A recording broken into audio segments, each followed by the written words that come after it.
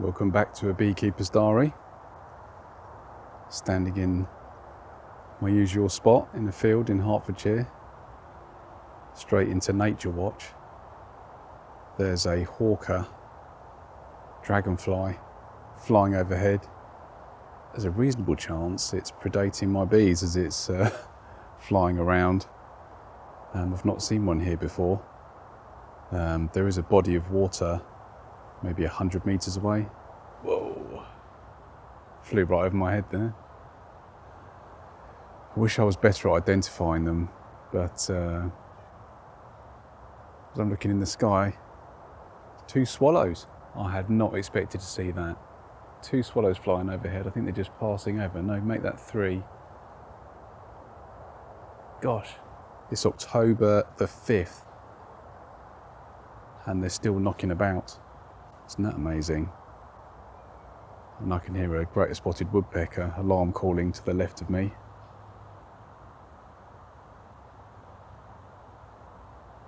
Don't know if you can catch that.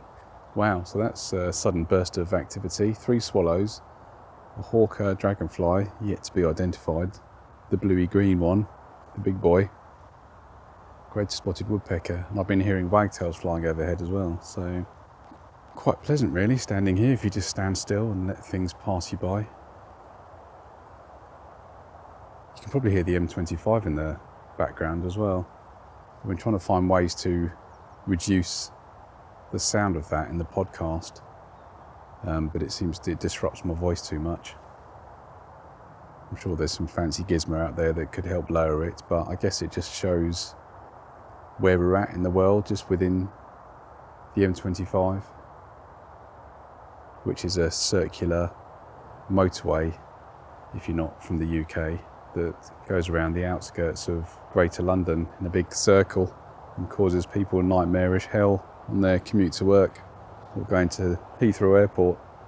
Oh, and I've got a red kite in the background as well, quartering low over the fields,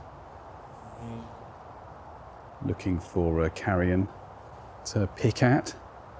Famously weak feet, so it's not going to snatch anything out of the air or off the ground unless it's extremely small or an insect. Anyway, enough waffling about nature, back to the bees.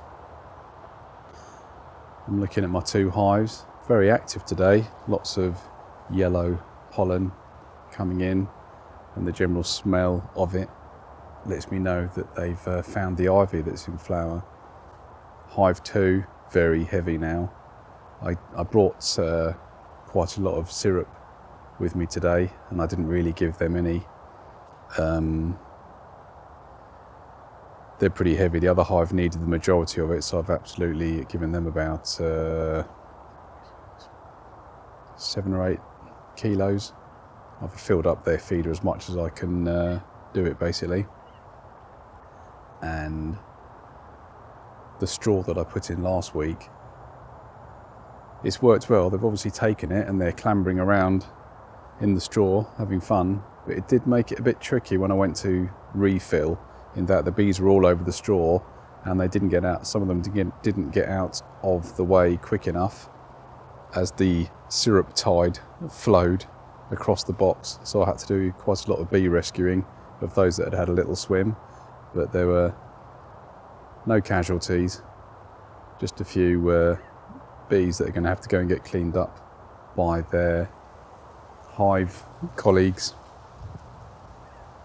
So I'm going to stick with it this year. Maybe not next year. It's a bit of a faff and harder to fill, I must say. But they have emptied it and seem to take it down, so not sure. I'm undecided on that one at the moment. So the bees are nice and active. It's 16 degrees today, so still nice and warm enough for them to take down the syrup and be able to evaporate it and store it, so there's no worries there. So I think we're going to be fine for stores going into winter. Looking forwards, I'm still yet to put my green woodpecker defences up. And typically later in the winter, when it gets properly cold, I put some Celotex bonnets over my hive as well for insulation, to keep them nice and toasty and not have to waste energy keeping themselves warm. My bees generally don't cluster unless it's very, very cold. I don't have a solid floor. I've got a mesh floor that I keep open all year round, other than when I'm doing varroa treatment. Little curious bee there. So I put the bonnet on and they don't really cluster, they just potter about, they don't fly, and they typically don't really use too much stores. I normally have more left over that I need to remove in the spring.